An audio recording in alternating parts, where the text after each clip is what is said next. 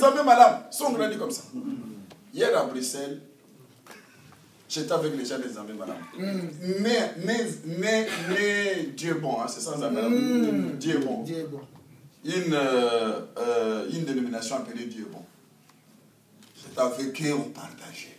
D'abord, ce qui était bizarre, je me suis retrouvé que nés là-bas, leurs parents, tous elles ont grandi là-bas. Il faut voir le langage. Je leur donne 1 Corinthiens 14. C'est quoi? Oh, et la femme lui a dit, non, ça c'est Paul qui a parlé. Bon, je donne l'écriture. Bon, parce que d'abord, ils m'ont dit, bon, il y a 2 ans, on ne s'est pas vu. Nous devons prier. J'ai dit, comment je vais prier avec vous? Comment je... Non, je ne prie pas. Je ne vais pas prier avec vous. Pourquoi? Non, comment? Pour prier avec toi, tu dois comprendre l'écriture. Tu dois voiler la tête. C'est quoi ça? J'ai dit, c'est quoi ça? C'est qui est écrit. Est-ce que vous comprenez? J'ai dit, je ne prie pas avec vous. Parce que nous avons 2 dieux différents. Je vous ai déjà salué, ça suffit. Ou bien, dis Alléluia, comme vous êtes habitué. Mais on ne peut pas prier. Je ne peux pas prier avec toi. Vous voyez ça? Je leur dis, on ne peut pas prier. Il n'y a pas de complaisance là. Je ne prie pas avec toi. Pourquoi? Parce que tu n'es pas dans l'écriture. On prie avec la... Au moins, si vous voulez, vous fermez les yeux. Je vais prier. En prière, je dis, Seigneur, Dieu, je te bénis. Je veux que mes sœurs ici se convertissent. Amen. J'ai une prière que je peux faire pour vous, pour votre conversion. Mais oh non, adorons Dieu avec vous. Comment nous allons adorer? On ne peut pas adorer. Vous fermez les yeux, moi je prie pour votre conversion. Je vais demander à Dieu pendant cette prière, mais c'est comme ça, quand je n'ai pas voulu vous achoper, parce que quand j'aurai fini de faire cette prière, vous allez me lapider. Vous voulez dire que nous ne sommes pas convertis. Alors pour vous éviter des problèmes, on ne prie pas, on se salue. Elles ont trouvé que c'est de l'orgueil. Il faut qu'on trouve que tu es orgueilleux.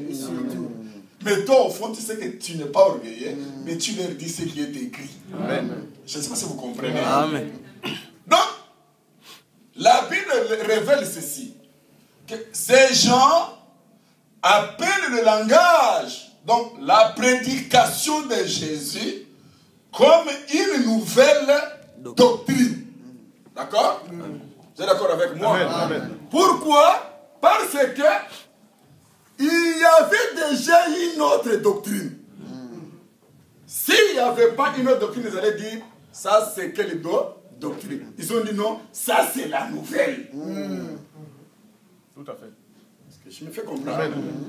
C'est ainsi que la Bible dit qu'ils étaient stupéfaits. Ils ont appelé ça la nouvelle doctrine. Pourquoi?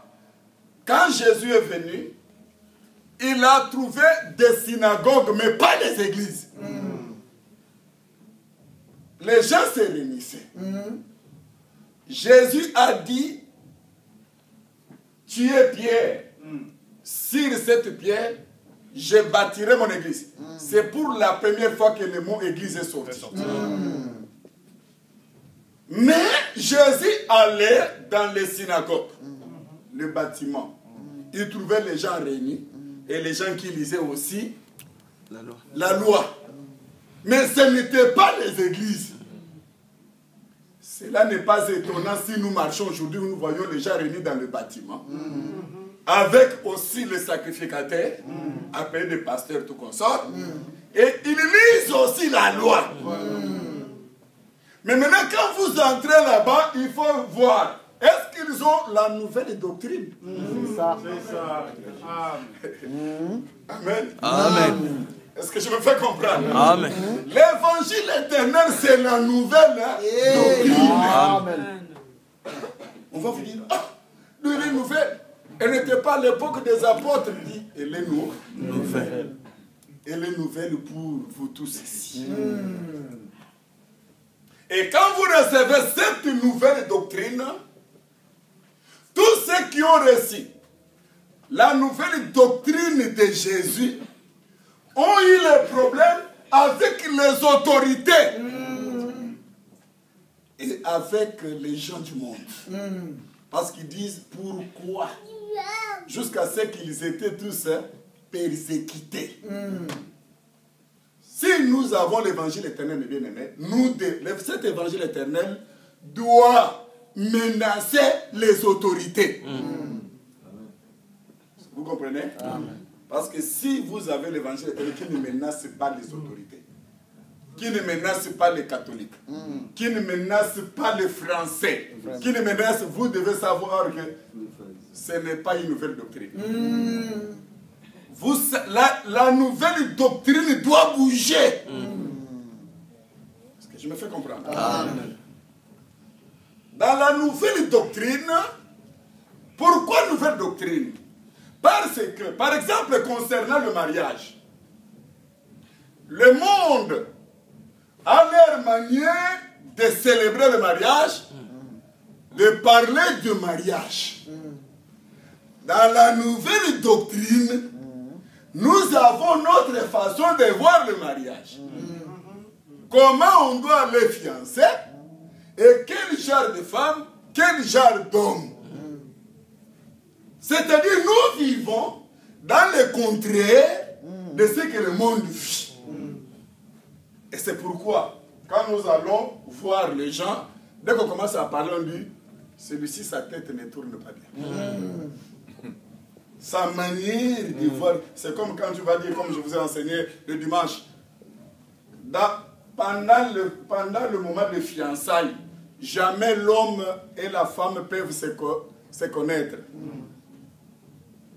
Jusque lors du mariage. Quand tu dis ça à ta fiancée, qui n'a pas ton langage, qui est catholique, peut-être même pas catholique, qui a seulement la philosophie des hommes, qui va vous dire, mais tu es fou. On ne se connaît pas bien, on ne se connaît pas.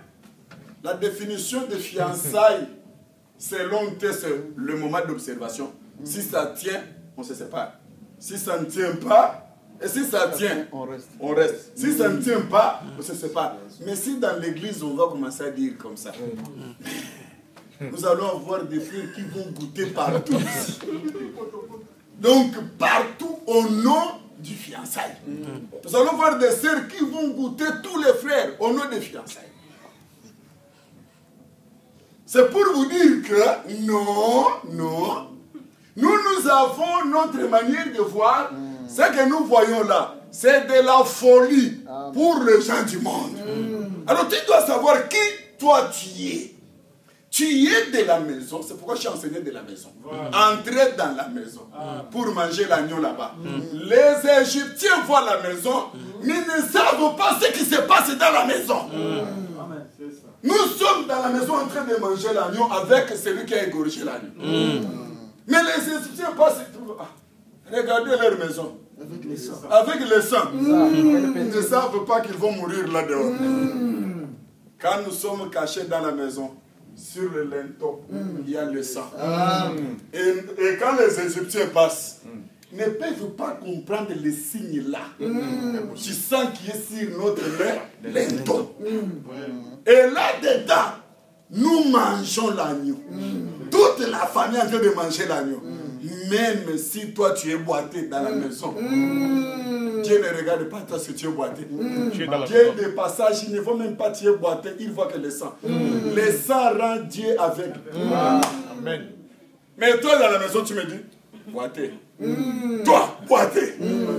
Mais celui qui est de passage, les yeux lui ont rendu aveugle. Les yeux de l'agneau aveuglent le sang de l'agneau aveugle les yeux de l'agneau. Et Dieu. Dieu est incapable d'ouvrir ses yeux. Là où non, les yeux des aveugles s'ouvriront. Rien. Le sang l'empêche de s'ouvrir. Le sang refuse. Amen. Ah, le sang. Vraiment. Ils ont raison vraiment de dire, nous invoquons le sang.